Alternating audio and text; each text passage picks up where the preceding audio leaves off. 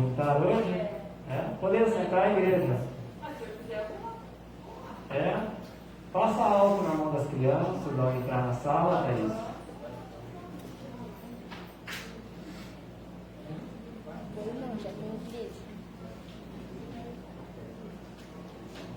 Obrigado, Thaís.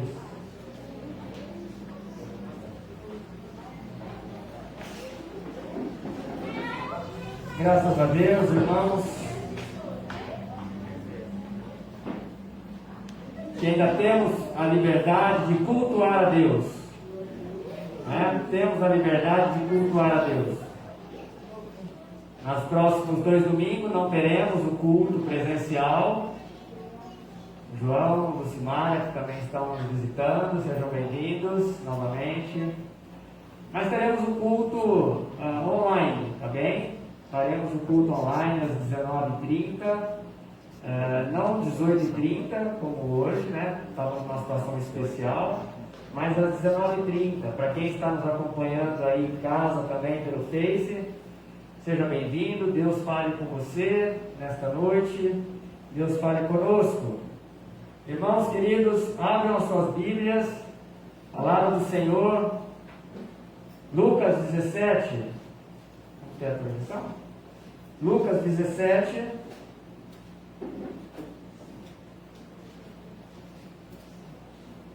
A partir do versículo 11. Lucas, evangelista Lucas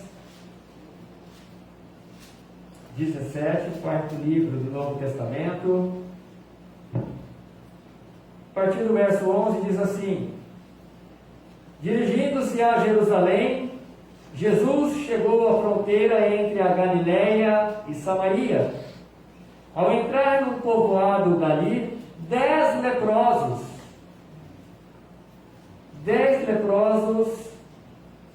se aproximaram dele e, mantendo certa distância, clamaram: Jesus, mestre, tenha misericórdia de nós. Ele olhou para eles e disse: vão e apresentem-se aos sacerdotes. E enquanto eles iam, foram sendo curados da lepra. Um deles, ao ver-se curado, voltou a Jesus, louvando a Deus em alta voz. Lançou-se a seus pés, agradecendo pelo que havia feito. Esse homem era samaritano, diz o evangelista, acrescentando. Versículo 17, Jesus perguntou: não curei 10 homens? Onde estão os outros 9? Ninguém voltou para dar glória a Deus, exceto esse estrangeiro? E disse ao homem: levanta-se e vá, a tua fé te salvou. Muito bem, queridos. Jesus estava a caminho de Jerusalém. Estava saindo da Galileia e não voltaria mais para Jerusalém, porque ali ele daria mais um passo na obra de redenção. Então ele estava deixando os seus amigos, parentela, lá nas cidades que ele começou o seu ministério, e estava no caminho para Jerusalém com os seus discípulos. E no caminho, como nós vemos ali na gravura, um grupo de leprosos, vendo que Jesus estava passando pelo caminho, abordou o Senhor Jesus. Irmãos, e a lepra, hoje conhecida como hanseníase, era uma doença incurável naquela época. Nós temos registros bíblicos lá na época do profeta Moisés, cerca de 1400 anos antes de Cristo, que Miriam foi acometida de lepra. Depois o grande general Naamã dos exércitos da Síria foi acometido de lepra, e por orientação de uma judia que era empregada da família, falou: vai lá na minha terra, que tem um profeta lá, profeta Eliseu. E Eliseu mandou que ele mergulhasse por 7 vezes no Rio Jordão, e ele foi curado da lepra. Depois, no Novo Testamento, nós temos também, no próprio evangelista Lucas, narrando em Lucas 5, Um homem apenas que foi curado da lepra. Ele abordou o Senhor Jesus e disse: se quiseres, podes me curar. E Jesus disse: sim, eu quero ser curado. E aquele homem foi curado para a honra e glória do Senhor Jesus. Mas a lepra fazia com que as pessoas se tornassem impuras, e por causa do alto contágio, as pessoas acometidas por essa doença tinham que viver apartada do povoado, das cidades, das vilas. Tinham que viver à parte, fora dos portões da cidade, porque ela, além de ser uma doença altamente contagiosa, ela também deixava deformidade nas mãos, no rosto, porque atrofiava os nervos e as pessoas perdiam a sensibilidade nas partes do corpo, porque as terminações nervosas eram afetadas, e assim elas começavam a se ferir, e aqueles ferimentos levavam a deformações. Então essas pessoas viviam apartadas das cidades, do povoado.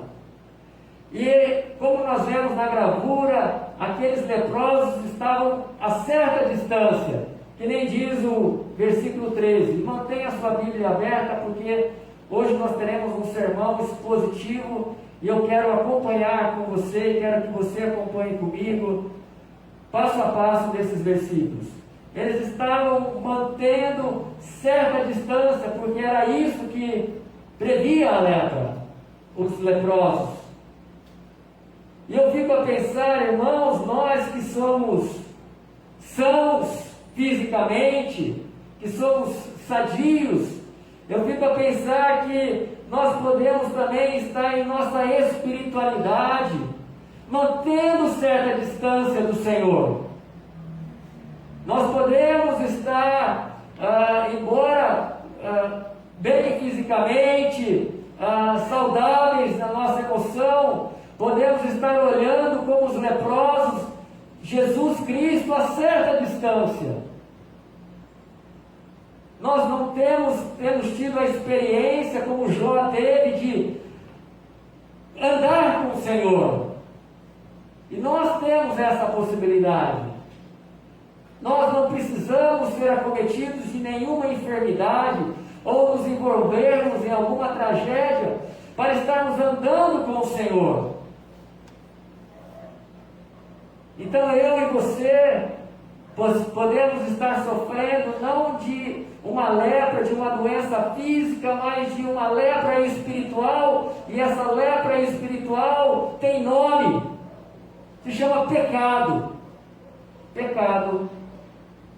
E por causa do pecado, nós temos nos distanciado de Jesus Cristo. E o pecado, ele, no homem e na mulher, ele tem um processo, tem um método de acontecer. Primeiramente, nós começamos a ter alguns sintomas. E o sintoma primeiro é deixar de ler a Bíblia. Não tenho mais contatos com a Bíblia.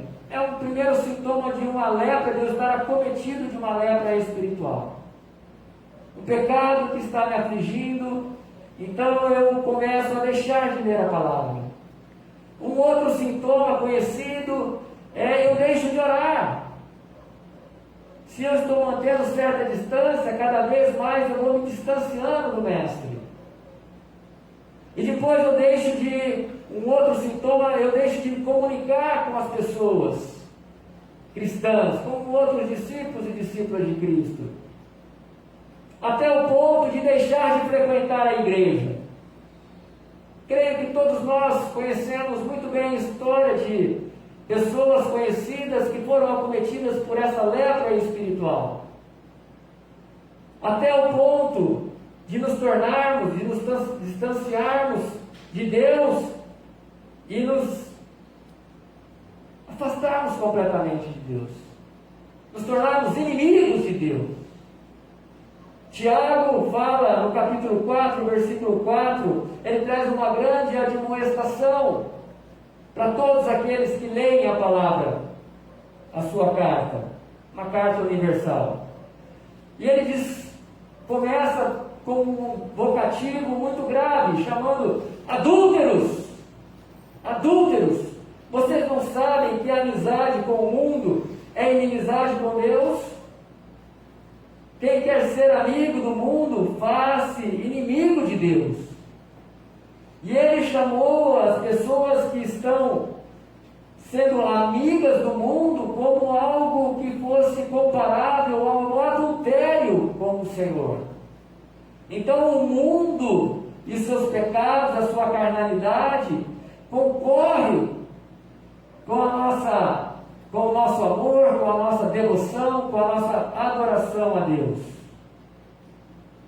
Então que todos nós, nesta noite, possamos sair daqui livres de qualquer tipo dessa doença espiritual, algo que esteja amarrando a sua vida, o seu avanço na sua espiritualidade.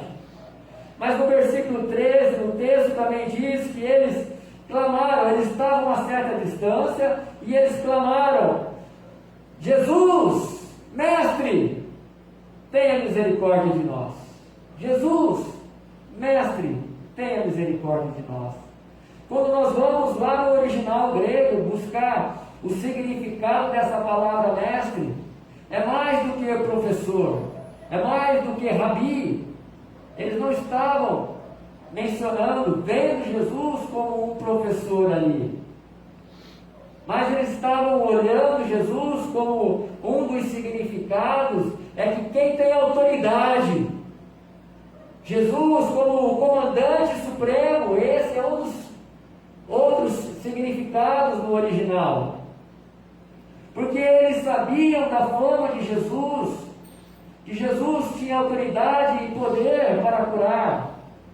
Por certo, eles ouviram aquela cura também sobrenatural do leproso, do capítulo 5 de Lucas. E eu pergunto para você, quem é Jesus para você? Eu não sei quantos anos você tem de experiência religiosa, mas quem é Jesus para você? Será que Jesus é o caminho, a verdade e a vida para você verdadeiramente? Será que você já está consciente que Ele não é mais um dos caminhos que levam ao Pai? Ele é o caminho, o único e exclusivo caminho, verdade e vida. Não há outras verdades. As pessoas podem ter as suas verdades, mas para todo aquele que crê, Ele é a verdade, a única verdade também. Será que Jesus é o pão da vida para você? Será que Ele é a água da vida? Será que você já se saciou desse pão e dessa água?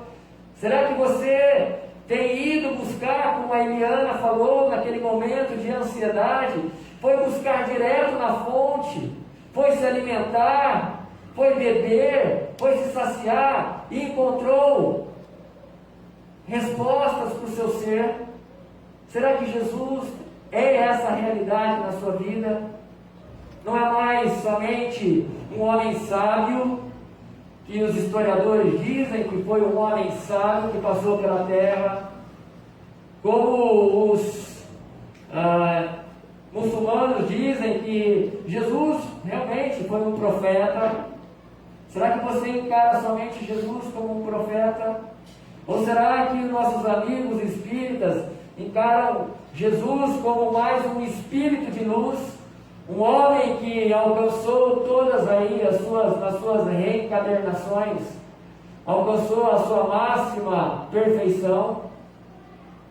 Quem é Jesus para você? Quem é Jesus? Ele é o seu Deus, o seu Senhor, o seu Mestre, o seu Salvador, é o seu governador da sua vida, é o centro da sua vida, centro da sua história. Aqueles leprosos clamaram: tenha misericórdia de nós. Ainda no versículo 13. E eu pergunto também para você, querido, qual tem sido a intensidade da sua oração? Porque diz o texto que eles clamaram. Nós aprendemos e conversamos e convidamos as pessoas. Eu disse: vem aqui, irmão, orem. E nós oramos, às vezes silencioso, uma pessoa ora. Mas clamar, parece que há uma intensidade maior. E vai depender da sua necessidade, do nível de aflição que você está atravessando. Clamar, meus irmãos, é implorar, é bradar em alta voz. É sair de um nível de oração silenciosa. Nós podemos deduzir que é um pedido de desespero, com angústia, com tristeza. Clamar é orar acompanhado de lágrimas. Clamar, irmãos, é orar com intensidade de alma e de espírito. Clamar é se derramar aos pés de Jesus. O salmista diz, no capítulo 34, versículo 6, clamou este aflito, e o Senhor ouviu e o livrou de todas as suas tribulações. Algo tem afligido você? Algo está te afligindo verdadeiramente? Nós teremos um momento de clamor no final do culto. E nós, pela liberdade do Espírito Santo de Deus e pela comunhão que temos, nós vamos sair da nossa forma natural de orar em silêncio na igreja e vamos exercitar o clamor de uns pelos outros e clamar por todos aqueles que você sabe que está precisando de um socorro urgente. O versículo 14, irmãos, diz: Jesus, ele olhou para eles e disse: vão e apresentem-se aos sacerdotes. Irmãos, na caminhada, numa vida cristã, não há como viver de orientações. A palavra de Deus, ela não é orientação para o ser humano. Elas são ordenações, são ordens mesmo. E nós precisamos trabalhar essa questão de obediência, de submissão à palavra de Deus e às autoridades a que estamos subordinados muitas vezes. Então Jesus deu uma ordem para aqueles leprosos: vão e apresentem-se aos sacerdotes. Mas eles não estavam curados, eles não foram curados. Mas é algo incrível nessa história, que mesmo não sendo curados, eles obedeceram. Eles começaram a seguir o caminho da sinagoga para se apresentar aos sacerdotes, porque como Moisés estabeleceu isso, e isso está lá no livro de Levíticos, capítulo 14, aqueles que estavam curados da lepra deveriam se apresentar ao sacerdote para obter o certificado de pureza, de cura. E eles obedeceram, e eles tiveram fé o suficiente para obedecer aquela palavra de Jesus: vão. Isso me trouxe à memória, no próprio capítulo 5 de Lucas, quando Pedro tinha pescado, Pedro e demais pescadores ali, seu irmão André, João, Tiago, tinham pescado a noite inteira. Pegaram peixe? Não pegaram nenhum peixe. Mas aí Jesus apareceu na jogada.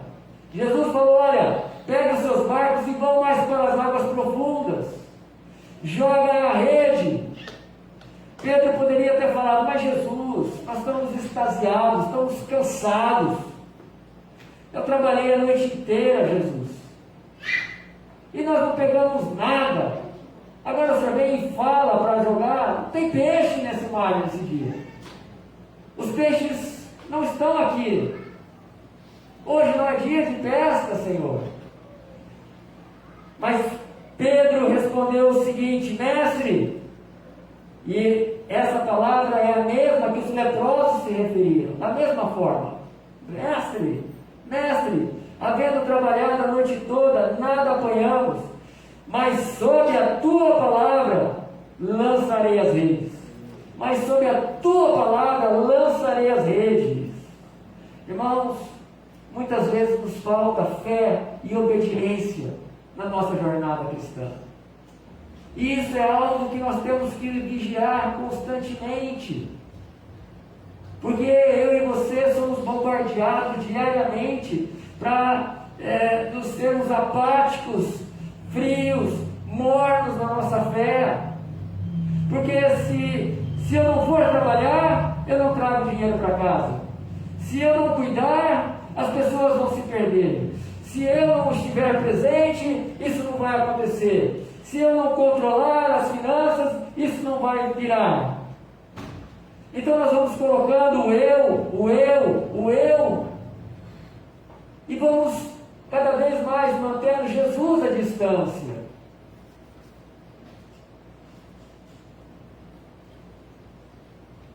E ainda no versículo 14 diz que Jesus deu a ordem para eles irem apresentar os sacerdotes, e diz na segunda parte do versículo aí, enquanto eles iam, foram curados da lepra.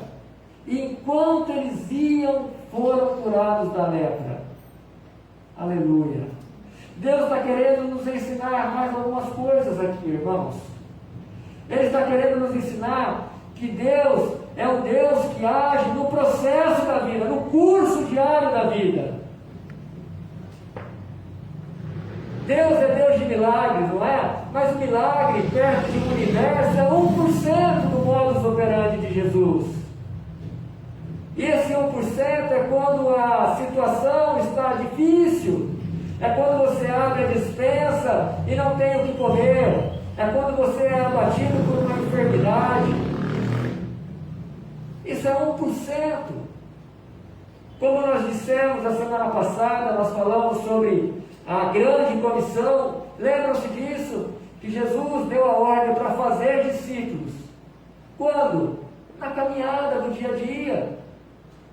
É no dia a dia. É assim que acontece com cada um de nós. Olha para trás. Olha de onde você veio. Eu não sei a história da sua vida, mas o casamento na minha vida, por exemplo, foi uma bênção. Me resgatou de uma vida promíscua. Me resgatou da pornografia. Me resgatou de tantas coisas perversas. E Deus, eu tenho visto o mover de Deus, o processo, Deus trabalhando na minha vida, ano a ano, me ajudando no processo de santificação, no processo na qual eu cada vez amo mais trabalhar para o Senhor, amo mais estar aqui na presença de vocês, amo mais a minha família, amo mais as famílias que Deus tem colocado sob o meu cuidado espiritual. E isso é o mover de Deus, isso é o agir de Deus na vida de cada um de nós.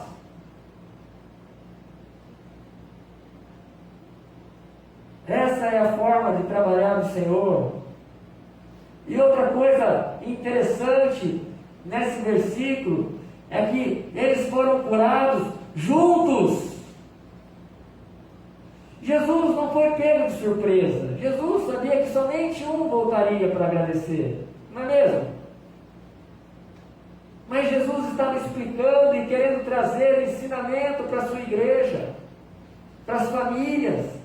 Permaneçam juntos, fiquem juntos, porque juntos vocês serão curados. O divórcio não é remédio para conflitos em família. As brigas, as contendas, o divórcio não é a solução para isso. Fiquem juntos.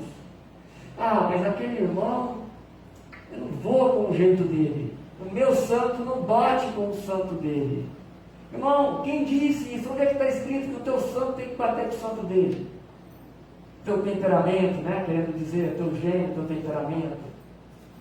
É fato que se vocês estão aqui, se nós estamos juntos, é porque o mesmo santo, o santo de Israel, é o nosso Deus.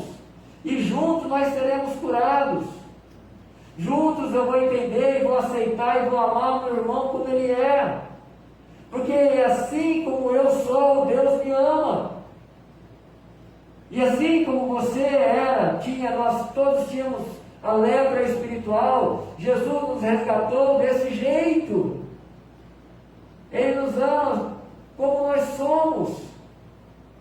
Jesus nunca exigiu perfeição para depois nos tornarmos filhos de Deus. Ele nos aceita como nós somos e Ele vai promovendo as transformações que Ele quer em cada um de nós. Então, vivam em comunidade, não se apartem. Não importa se você está vivendo em pecado, não se aparte da comunidade, porque a comunidade, ela é terapêutica. A comunidade é isso, uma está sofrendo, a outra liga e fala, receba a cura. Você está numa situação difícil e alguém do nada te manda uma oração. Por quê? Porque está vivendo em comunidade. Na comunidade a cura, a vida. Versículo 15 diz, um deles, ao ver-se curado, voltou a Jesus, louvando a Deus em alta voz. Eu não quero falar primeiramente desse que foi curado, eu quero falar dos 9 que não voltaram. Sabe por quê? Porque muitas vezes nós criticamos os 9. Nós chamamos no mínimo de ingratos, não é mesmo? Seus ingratos não voltaram para agradecer o Mestre. Mas será que Jesus não sabia que ia acontecer isso, que eles não voltariam? E sabe que nós temos que nos vigiar nisso, irmãos, porque nós criticamos aqueles que não estão no nosso meio, não vivem em comunidade, e de repente a graça de Deus está brilhando para ele. São pessoas que têm posses, são pessoas que têm bens, são pessoas que têm status social. Mas enquanto euzinho aqui, que sirvo ao Senhor, sabe aquela santa piedade, eu não tenho essas coisas, Senhor. Mas quem sou eu para impedir Deus de agir, Deus de ser gracioso com todas as pessoas, com toda a sua criação? E vejo que essas pessoas que têm posses, como elas abençoam, por exemplo, com trabalho, porta de trabalho, famílias cristãs e não cristãs. Essa é a graça comum de Deus para toda a sua criação. É a graça que faz nascer, brilhar o sol para justos e injustos, que faz a chuva cair para bons e maus. É o amor de Deus para com todos, com aqueles 9. Jesus amava aqueles 9. Jesus tinha um propósito na vida daqueles 9 lá. Então não sejamos cobiçosos, invejosos. E não queremos, quem somos nós para limitar ou criticar a livre vontade de Deus. Salmo 107, 8 diz, rendam graças ao Senhor por sua bondade e por suas maravilhas para os filhos dos homens. Devemos render graças pelo que Ele está fazendo para essas pessoas. Jesus não faz acepção de pessoas, irmãos. Se fizesse, eu estaria fora do livro da vida. Pode passar, irmão? Pode passar 2. O versículo 16 diz que lançou-se a seus pés aquele homem que voltou, um deles, ao ver-se curado, voltou a Jesus, louvando a Deus em alta voz. No versículo 16, ele lançou-se aos pés de Jesus, agradecendo-lhe pelo que ele havia feito. Esse homem era samaritano. Eu também quero te desafiar e fazer você refletir como anda seu nível de espiritualidade sobre gratidão a Deus. Como você tem agradecido a Deus, sido grato no seu dia a dia? Quem já teve contato com uma pessoa que está com Covid sabe como é valorizado ou valorizada a respiração. Porque quem está com Covid ou quem está com pneumonia ou bronquite, seja ela qual for a doença do trato respiratório, como é valorizado, como é importante a respiração.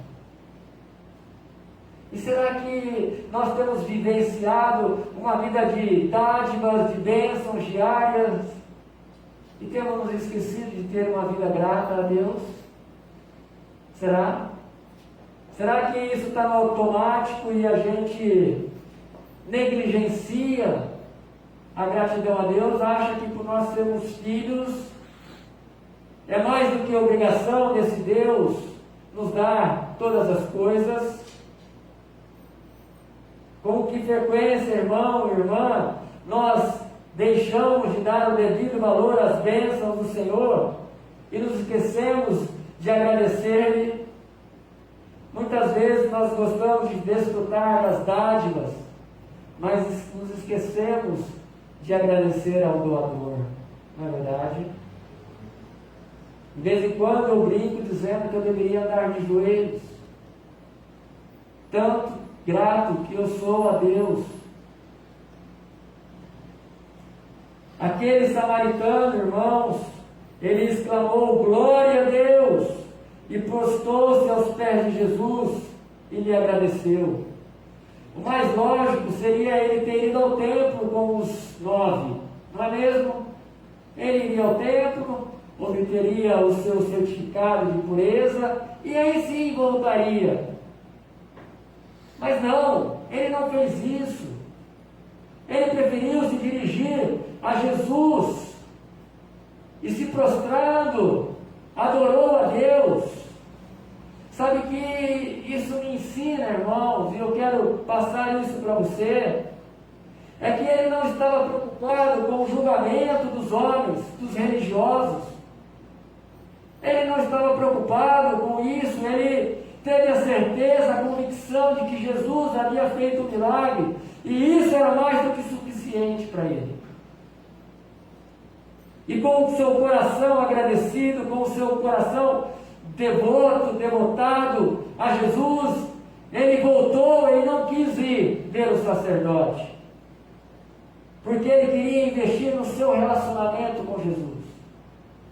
Ele queria conhecer mais profundamente Jesus. Quem sabe o texto não nos diz, mas quem sabe ele começou a acompanhar, a seguir a Jesus.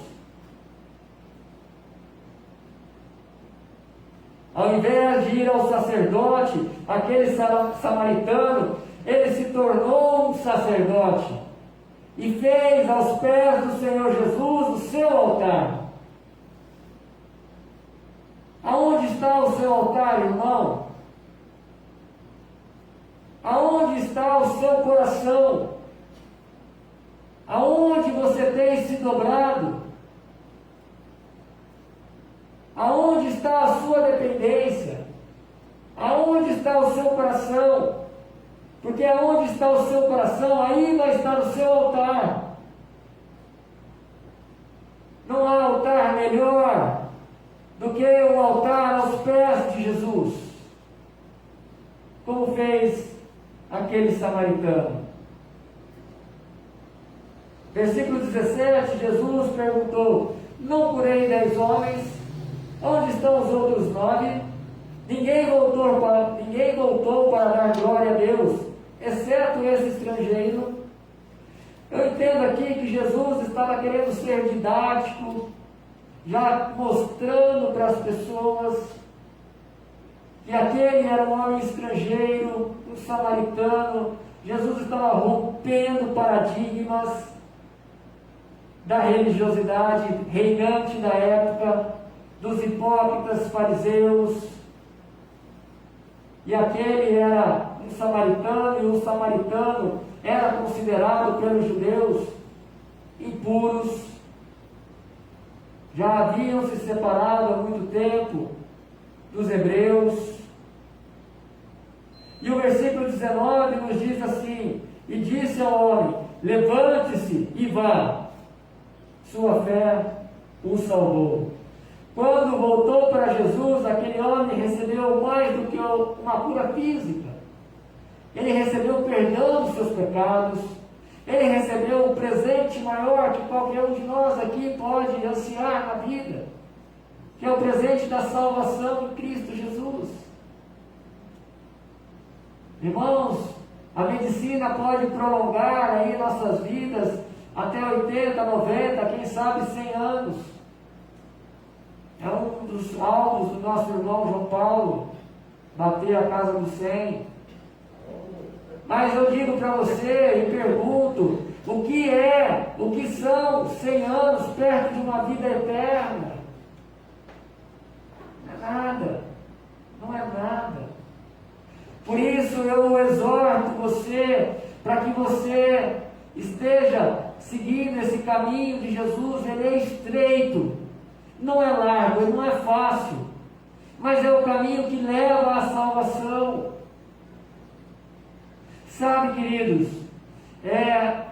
nesse processo de purificação, de santificação do nosso dia a dia,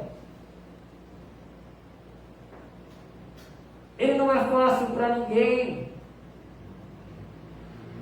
mas as medidas terapêuticas do Senhor Jesus, este tratamento que o Senhor tem dado a cada um de nós, para que a gente mantenha firme nesse caminho estreito, vai nos levar a um caminho de segurança e um caminho de salvação eterna. Enquanto que um caminho largo nos leva à perdição eterna. Aqueles 9 amigos do samaritano foram possivelmente declarados cerimonialmente curados, puros, pelo sacerdote. Mas quem foi declarado salvo foi aquele samaritano. Todo filho de Deus, como diz Warren Wiersbe, um pastor, teólogo e comentarista bíblico americano, ele disse o seguinte: todo filho de Deus deve cultivar a virtude da gratidão. Não apenas prepara o coração para receber mais bênçãos, como também glorifica e agrada ao Pai. Eu vou repetir: todo filho de Deus deve cultivar a virtude da gratidão. Porque não apenas prepara o coração para receber mais bênçãos, como também glorifica e agrada ao Pai, que foi o que aquele samaritano estava fazendo ali, como vemos na gravura. Concluindo, irmãos, eu li um texto, uma passagem do livro do Peregrino, de John Bunyan, um livro muito famoso, um clássico da literatura cristã, O Peregrino. E tem um texto, narra um diálogo entre um cristão e um pastor. Cristão e o pastor, preste atenção. O cristão pergunta: é este o caminho para a cidade celestial? O pastor responde: vocês estão no caminho certo. O cristão responde e pergunta novamente: quando ainda falta para chegar lá? Quando ainda falta para chegar lá?